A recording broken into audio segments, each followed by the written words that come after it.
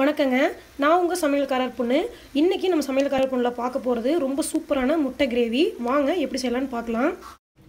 இதில் ஒரு தக்காளி கட் பண்ணி வச்சுருக்கேன், 4 பல்லு பூண்டு எடுத்திருக்கேன், சின்னதாக இந்த அளவுக்கு இஞ்சி எடுத்துக்கலாம். இதை இப்போ கொஞ்சம் நல்லா மையாட்ட அரைச்சி எடுத்துக்கலாம். இதில் 1/4 மூடிக்கு தேங்காய்ங்க கொஞ்சம் கீரி எடுத்து வச்சுருக்கேன். இதை கொஞ்சமாக தண்ணி ஊற்றி நல்லா மையாட்ட மிக்ஸி ஜாரில் போட்டு அரைச்சி எடுத்துக்கலாம்.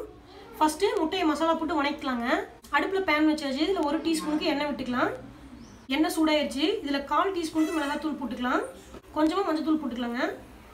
இதில் 6 முட்டையை வேக வச்சு தொலைச்சி வச்சுருக்கேன். இந்த முட்டையெல்லாம் பார்த்தீங்கன்னா 3 சைடு கோடு மாதிரி போட்டு கட் பண்ணி வச்சுருக்கேன். ரொம்ப ஆழமாக பண்ணிட வேணாங்க, கொஞ்சம் மேலாப்பில் மட்டும் கட் பண்ணுற மாதிரி பண்ணி வச்சுருக்கேன். இது இந்த எண்ணெய்க்குள்ளே போட்டுக்கலாம். இப்போ இந்த மசாலா முட்டையில் நல்லா போட்டாயிருச்சுங்க. இந்த முட்டையை எடுத்து வச்சிடலாம். இப்போ இதே பேன்லேயே இன்னும் 2 டீஸ்பூனுக்கு எண்ணெய் விட்டுக்கலாம். எண்ணெய் சூடானது ஒரு 5-6 கடுகு மட்டும் போட்டுக்கலாங்க. கடுகு வெடிக்க ஆரம்பிச்சிருச்சு. ஒரே ஒரு பச்சை மிளகாய் கீரி வச்சுருக்கேன், இதை போட்டுக்கலாம். ஒரு 5-6 கருவேப்பிலை போட்டுக்கலாம்.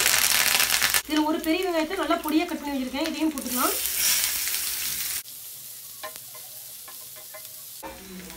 வெங்காயம் நல்லா வணங்கிடுச்சு. இதில் அரைச்சி வச்சுருக்கிற தக்காளியை ஊற்றிக்கலாம். இதில் 1 டேபிள் ஸ்பூனுக்கு மல்லித்தூள் எடுத்து வச்சுருக்கிறேன், இதை போட்டுக்கலாம்.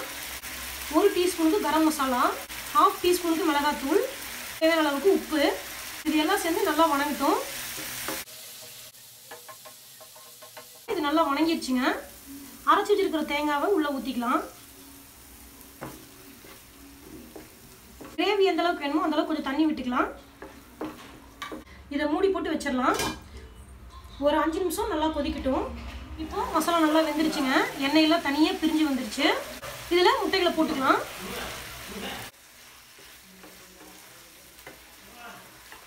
இப்போது 2 நிமிஷம் நல்லா முட்டை இந்த மசாலாவோட சேர்ந்து வணங்கிருச்சு.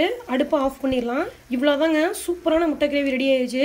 இது ஒயிட் ரைஸ்க்கும் சப்பாத்திக்கும் ரொம்ப சூப்பராக இருக்கும். கண்டிப்பாக நீங்களும் செஞ்சு பாருங்கள். எப்படி இருந்துச்சுன்னு உங்கள் கமெண்ட்ஸ் எனக்கு சொல்லுங்கள். இந்த வீடியோ உங்களுக்கு பிடிச்சிருந்தா சமையல்காரர் பொண்ணுக்கு சப்ஸ்கிரைப் பண்ணுங்கள். நான் இன்னொரு சூப்பரான வீடியோவோட உங்களை சந்திக்கிறேன். தேங்க்யூங்க.